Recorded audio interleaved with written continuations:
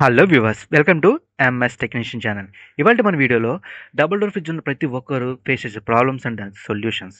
And అలాగే ఈ వీడియోలో మనకి ఒక ప్రాబ్లం ఉంది ఆ డబుల్ డోర్ ఫ్రిడ్జ్లో. దాన్ని మనం ఎలా సాల్వ్ చేసాం, ఏం చేసాం అనేది వీడియోలో చూపిస్తూ ఎక్స్ప్లెయిన్ చేయబోతాం. సో వీడియోని స్టార్ట్ చేసేద్దాం. ఈ వీడియో కనుక మీకు నచ్చితే లైక్ చేయండి, ఎవరికైనా యూస్ఫుల్ అనుకుంటే షేర్ చేయండి, అండ్ బెల్ ఐకాన్ని ఆన్లో పెట్టుకోండి. ఎందుకంటే ఇలాంటి కంటెంట్ వీడియోస్ మీకు వెంటనే రీచ్ అవుతాయి. సబ్స్క్రైబ్ చేయడం మాత్రం మర్చిపోకండి. డబుల్ డోర్ ఫ్రిడ్జ్ ఉన్న కస్టమర్స్లో ఎక్కువ మంది ఫేస్ చేసే ప్రాబ్లం ఏంటంటే డీప్ ఫ్రీజర్లో కూలింగ్ ఉంటుంది, ఫ్రిడ్జ్లో కూలింగ్ ఉండదు. కొంతమందికి డీప్ ఫ్రీజర్లో లైట్ కూలింగ్ ఉంటుంది, ఫ్రిడ్జ్లో అసలు కూలింగ్ ఉండదు. అలాంటి టైంలో మనకి వచ్చే కంప్లైంట్స్ ఏంటనేది ఈ వీడియోలో మీకు చూపిస్తున్నాను.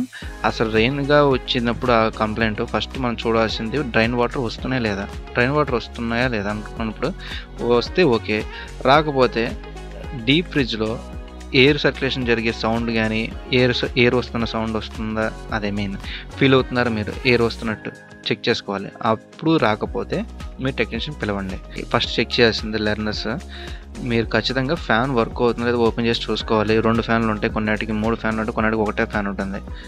చెక్ చేసి ఓపెన్ చేసి చూసుకోవాలి. అవి ఓకే అయితే హీటర్ పనిచేస్తుందా లేదా. హీటర్ కూడా ఓకే అయితే సెన్సార్లు ఉంటాయి కదా, 3 అయితే 3, 2 అయితే 2, అవి పనిచేస్తున్నాయి లేదా. బయోమెట్రిక్ సెన్సార్ అవ్వచ్చు, ఫీజ్ అవ్వచ్చు, మామూలు సెన్సార్స్ అవ్వచ్చు. ఇవన్నీ వర్క్ అయితే డ్రైన్ ఏమైనా బ్లాక్ అయిపోయిందా, డ్రైన్ కూడా బాగానే ఉంటాయి, మీకు ఈ ప్రాబ్లమ్స్ ఏమి ఉండవు. ఓకే, వీటిలో ఏ ఒక్క ప్రాబ్లం ఉన్నా కూడా ఖచ్చితంగా మీకు ఐస్ మేకింగ్ అనేది ఓవర్గా జరుగుతుంది. ఓకే, నేను ఈ డ్రైన్ ప్రాబ్లం ఒక్కటే ఉండి మిగతా అన్ని బాగున్నా వచ్చేది రేర్గా ఎక్కడో జరుగుతుంది. ఎక్కువగా వచ్చే ప్రాబ్లమ్స్ ఏంటంటే ఫ్యాన్ పాడైపోవడం, లేదంటే హీటర్ పాడైపోవడం, సెన్సార్లు పోవడమే జరుగుతుంది. ఓకే, 1 by 1 చెక్ చేసుకుంటే మీకు క్లారిటీ వచ్చేస్తుంది. ఇక్కడ ఇప్పుడు ఈ వీడియోలో మాత్రం హీటర్ పోయింది కాబట్టి కన్ఫర్మ్ అయింది. కాబట్టి మీకు ఆ వీడియో మిస్ అయిపోయింది నేను చూపించడానికి. వీడియో మిస్ అయిపోయింది కాబట్టి మీకు ఈ వీడియోలో నేను ఎక్స్ప్లెయిన్ చేస్తున్నాను. ఇది ఎలా చేయాలనేది చూపిస్తున్నాను. ఎందుకు వచ్చింది అనేది నేను మీకు చెప్పడం అయితే జరుగుతుంది, చూపించలేకపోతున్నాను. సారీ, దానికి వీడియో మిస్ అయిపోయింది. నా దాంట్లో స్టోరేజ్ కూడా చాలా తక్కువ ఉండడం వల్ల కొంతవరకు తీసాను.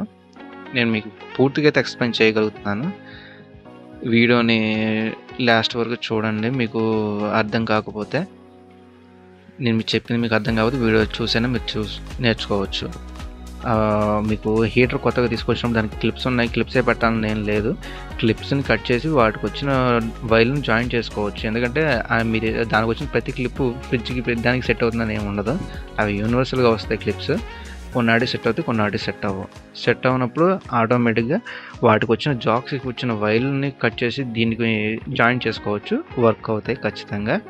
మీకు ఆ హీటర్ తెచ్చే ముందు కూడా దీనిలో సైజులు కూడా చూసుకోవాలి. ఇది 10 inches, మిగతావి చాలా పెద్దగా ఉంటాయి. ఇది చాలా చిన్నది, రేర్ మోడల్. ఇది చాలా రేర్గా దొరుకుతుంది. ఇది ఒకవేళ లేకపోతే ఆర్డర్ పెట్టుకోవాలి, ఉంటే మాత్రం మీరు లక్ అనుకోవడమే. ఎక్కువగా దొరికేది 12 inches మాత్రం ఖచ్చితంగా దొరుకుతుంది. 10 inchesది రేర్గా దొరుకుతుంది. ఇది రేర్ అంటే మా ఏరియాలో రేర్ అనుకోండి, మీ ఏరియాలో దొరుకుతుంది అనుకోండి. టెక్నీషియన్ అయితే మీకు దొరుకుతుందని కామెంట్ చేయొచ్చు. కొంతమంది దొరకవు కదండి, నేను వాళ్ళ గురించి చెప్తున్నాను. ఉంటే ఆర్డర్ ఓకే, లేదంటే ఆర్డర్ పెట్టుకోవాలి. పార్ట్ని కంపెనీకి అయినా పెట్టుకోవచ్చు, మీకు తెలిసిన షాప్కి అయినా పెట్టుకోవచ్చు. ఓకే, ఇక్కడ వర్క్ అనేది పర్ఫెక్ట్గా చేసుకోండి. జాయింట్లు ఎక్కడా కూడా వాటర్లో తడవకుండా చూసుకోండి, వాటర్ నిలవకుండా కూడా చూసుకోండి. మీరు వేసిన జాయింట్లో వాటర్ నిలవకుండా ఉన్నారంటే రివర్స్లో పెట్టాలి. ఎందుకంటే వాటర్ మన జాయింట్ పైకి ఎత్తి పెట్టామనుకోండి, వాటర్ అనేది కిందకే వెళ్తాయి డైరెక్షన్, అప్పుడు రావు. ఓకే, అప్లో పెట్టుకోండి. ఎక్కడ కూడా ఐస్ మేకింగ్ అయ్యే ఛాన్స్ లేకుండా ఉన్న చోట పెట్టుకోండి. ఐస్ మేక్ అయితే ఐరన్ ప్లేస్లో మేక్ అవుతుంది కానీ బాడీకి రాదు. సో బాడీకి ఒకవేళ వచ్చినా కూడా అంత స్పేస్లో పెట్టుకోవాలి. ఈ జాక్స్ అనేది ఒకసారి సెట్ చేసుకుని ఆ డోమ్ అనేది ఫిట్ చేసే ముందు మనం చేసిన వర్క్ పర్ఫెక్ట్గా ఉందో లేదో కూడా చెక్ చేసుకోవాలి. ఖచ్చితంగా ప్రతిదీ చెక్ చేసుకోవాలి. ఇక్కడ సెన్సార్ చెక్ చేసుకోవాలి, హీటర్ చెక్ చేసుకోవాలి, ఫ్యాను చెక్ చేసుకోవాలి. మనం వెళ్ళింది ఫస్ట్ టైం కంప్లైంట్ అయినా లాస్ట్ టైం మనం వెళ్ళింది మనమే లాస్ట్ అని కూడా అనుకోకూడదు. మన ముందు చాలామంది రిపేర్లు చేసే ఉంటారు ఫ్రిడ్జ్ని.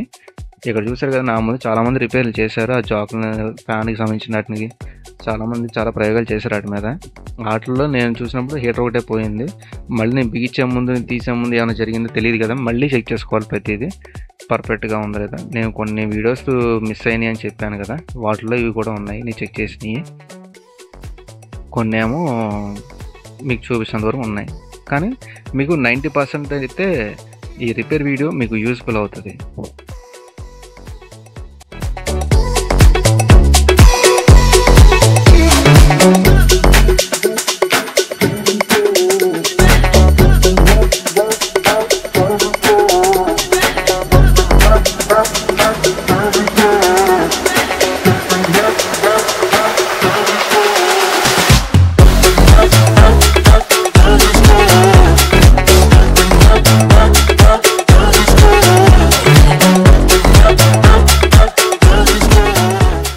ఇక్కడ మీరు చూసినట్టయితే ఇక్కడ కంప్రెసర్ రన్ అయ్యి గ్యాస్ ఫ్లో అవుతుంది, చూసారా? ఐస్ కడుతుంది.